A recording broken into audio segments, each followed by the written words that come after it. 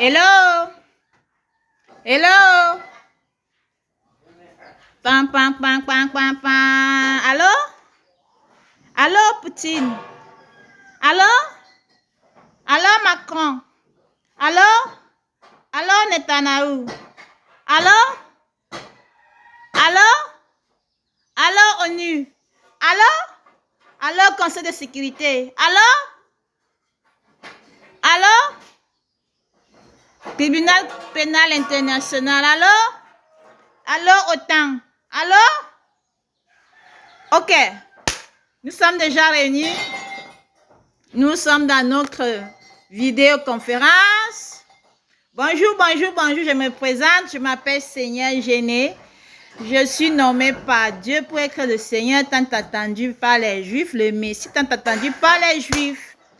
Nous sommes ici, là. Si je me présente d'office, vous devez me respecter. Je ne suis pas impolie, c'est juste parce que nous n'avons que 30 minutes ensemble. C'est pourquoi je vous dis, si je me présente, tout ce que je vais dire par la suite, vous adhérez, vous obéissez. Vous êtes d'abord mes serviteurs parce que je suis l'envoyé de Dieu le plus élevé. Et vous êtes des employés de Dieu puisque vous êtes des responsables de haut niveau.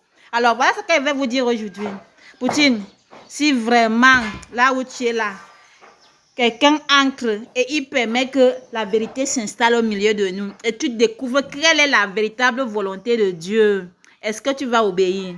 La même question pour Macron.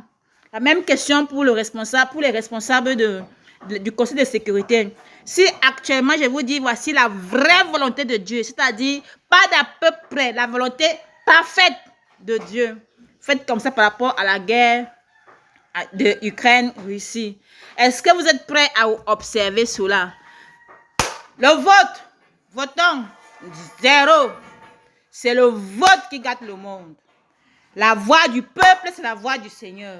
La voix du peuple, c'est la voix de Jésus. La voix du peuple, c'est la voix du Messie qu'on attendait. Une seule voix peut arranger toute la terre. Bon, aujourd'hui, je me rends compte que comme on n'a que 30 minutes, notre réunion ne pourra pas s'achever. Je ne pourrai pas tout vous dire. Je vais vous dire l'essentiel.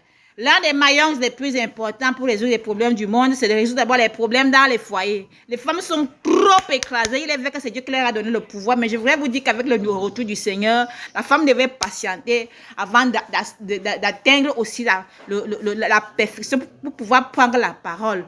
Actuellement, donc, les lois ont changé en ce qui concerne l'égalité homme-femme. Désormais, chers dirigeants, chers décideurs, avec tout le respect que je vous dois, dites à tout le monde que l'homme commande à la maison, la femme commande au bureau. Si dans un ménage, tu tapes sur ta femme, ça veut dire que si tu meurs avant ta femme, sache que c'est parce que tu avais tapé sur ta femme. Donc désormais, les hommes ne doivent pas taper sur leur femme.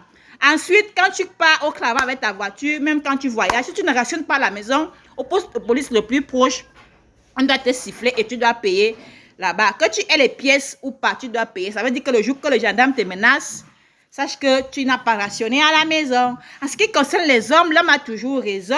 Effectivement, l'homme a toujours raison. Je ne veux pas annuler cela. Je conserve cela, l'homme a toujours raison parce que les hommes sont avec Dieu et c'est pour ça qu'ils ont toujours raison. C'est pourquoi les femmes, vous devez respecter les hommes parce que les hommes sont vos cerveaux. Les hommes sont faits pour réfléchir là où vous ne pouvez pas. Par contre, les hommes doivent laisser les femmes agir librement dans les domaines où elles se sentent compétentes. Il y a encore 15 lois. Comme nous n'avions que 30 minutes pour aujourd'hui, je vous remercie pour votre participation. Chacun de vous aura à me voir à huis clos et pour autant de temps qu'il dispose et on pourra échanger. Pour le moment, acceptez ce que je vous ai dit, avalez cela comme des comprimés, retenez que, allez méditer sur cela. Est-ce que si je vous dis la volonté parfaite de Dieu, là vous êtes là, vous pouvez obéir, obéissez. Amen. Félicitations à tout le monde. Je vous aime, courage à vous, que mon Père vous protège.